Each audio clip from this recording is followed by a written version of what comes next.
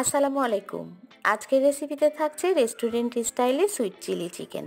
এই sweet chilli চিকেনটা কিন্তু ফ্রাইড রাইসের সাথে বেশ লাগে। আজকের এই রান্নাটা করার জন্য আমি এখানে হাড় সহ 300 গ্রাম চিকেন নিয়েছি। এখানে এখন রসুন বাটা দিলাম হাফ চা চামচ, আদা বাটা হাফ চা চামচ, লবণ হাফ চা চামচ, সাদা ভিনেগার হাফ টেবিল চামচ, লাল মরিচের গুঁড়া 1 চা চামচ, কালো গোলমরিচের গুঁড়া 1 চা চামচের 4 ভাগের 1 ভাগ, আর কর্নফ্লাওয়ার দিলাম 3 টেবিল চামচ। এই সব কিছু এখন চিকেনের সঙ্গে খুব ভালো মতো মেখে নিতে হবে। মেখে নেওয়ার পর আমি এটাকে ডুবো তেলে ভেজে নিব।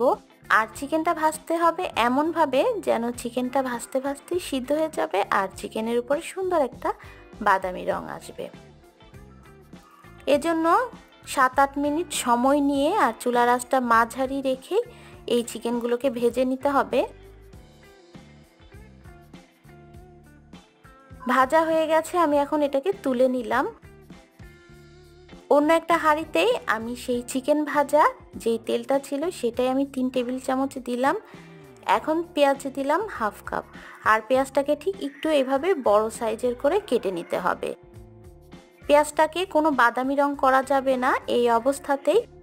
এখন আদা বাটা দিলাম 1 চা চামচ, রসুন বাটা 1 চা চামচ, লাল মরিচের গুঁড়া 1 চা চামচ, সয়া সস 1 চা চামচ। সব কিছু দেওয়ার পর এগুলোকে একটু মিশিয়ে নিতে হবে, আর চুলার আঁচটা কিন্তু এই পর্যায়ে হাই রাখতে হবে।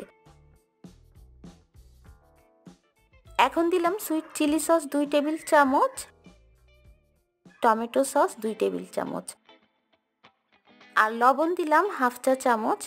দেওয়ার পরে এইগুলোকে একটু নেড়েচেড়ে নিলাম। এরপরে এখানে 3 রকমের ক্যাপসিকাম দিয়ে দিলাম। ক্যাপসিকাম দিয়ে এখন একটু মিশিয়ে নিতে হবে।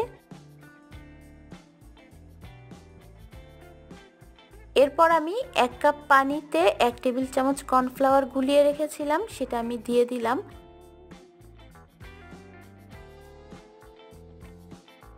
কর্নফ্লাওয়ার দেওয়ার সঙ্গে সঙ্গে এটাকে অনবরত নেড়েচেড়ে নিতে হবে। আর নাড়তে নাড়তেই যখন দেখবেন যে ঘন হয়ে এসেছে, তখন এখানে আমি চিনি দিলাম আধা টেবিল চামচ, আর 1 চা চামচের 4 ভাগের 1 ভাগ কালো গোলমরিচের গুঁড়া দিলাম। এরপর দিয়ে দিলাম আগে থেকে ভেজে রাখা সেই চিকেন দেওয়ার পর এটাকে মিশিয়ে নিয়ে নামিয়ে নিতে হবে। ব্যাস, খুব সহজে কিন্তু এই সুইট চিলি চিকেনটা বাসাতেই তৈরি করা যায়। আশা করছি রেসিপিটা সহজ লেগেছে। পরবর্তী রেসিপি দেখার আমন্ত্রণ জানিয়ে আজকের মতো বিদায় নিচ্ছি। সবাই ভালো থাকবেন, সুস্থ থাকবেন। আল্লাহ হাফেজ।